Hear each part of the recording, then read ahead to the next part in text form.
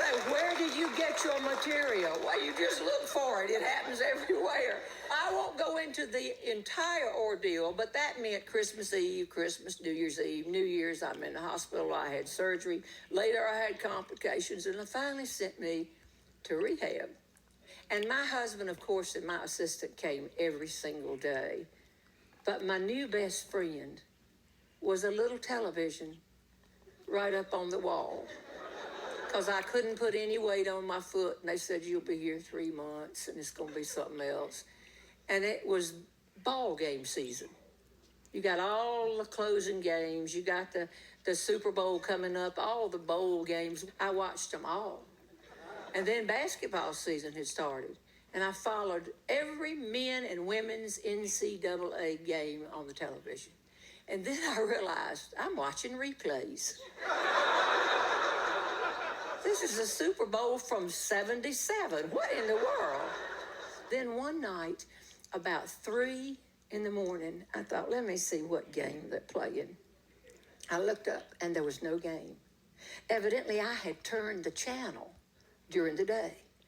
And there was a program on called QVC. I didn't think I ever really watched it. And apparently, in this show, they can convince sane people to buy whatever it is they're selling right at that moment, in every color.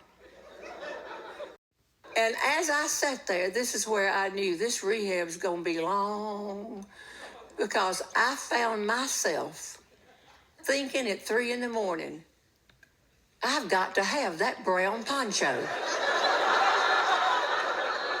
And when I went into the hospital and then the rehab, I did decide to practice what I preach. I decided that I would make sure every person who came in contact with me, came into my room during that time, would leave happier than when they came in.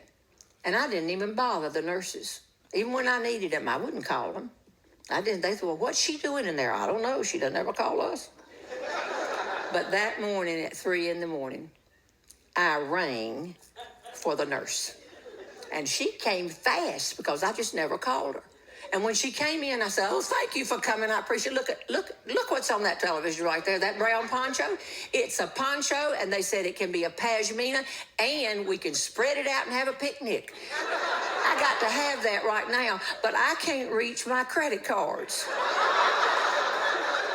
They were way over there in my purse. I had a grabber. You know, you could grab your purse off the front row, but I couldn't reach it. It was up under the bed. I needed a grabber to get my grabber.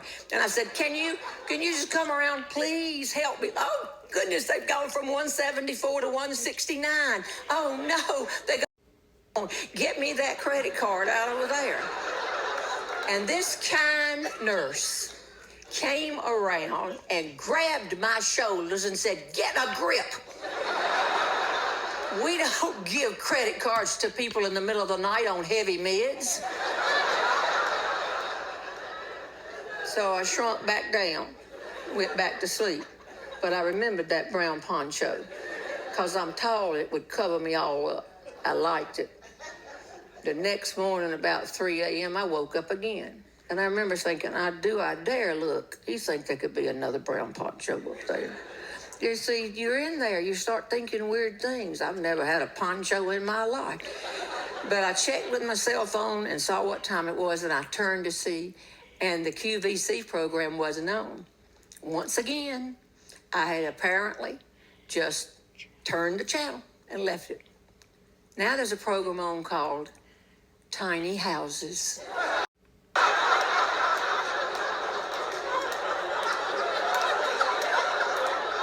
This is mesmerizing. I'm watching these people who are giving away or selling everything they have to get into a house, maybe 42 square feet.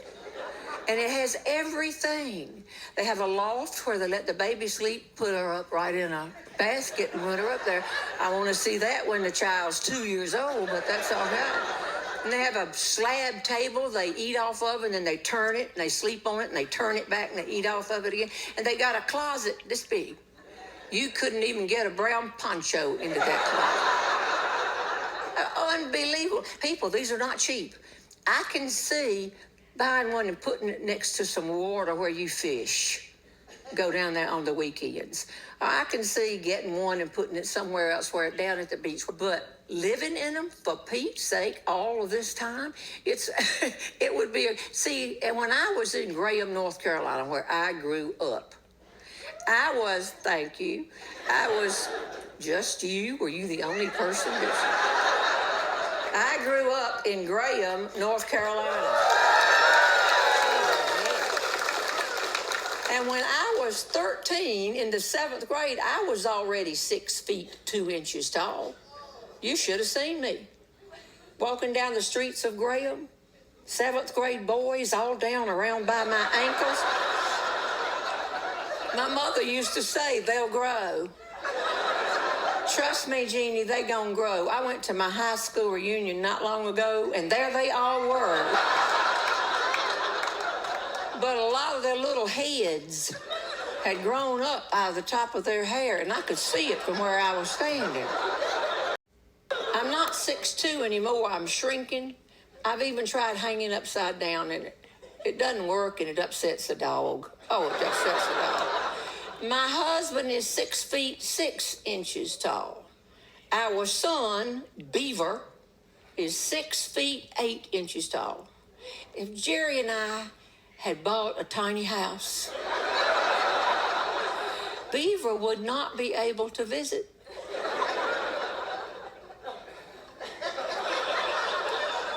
Not a bad idea.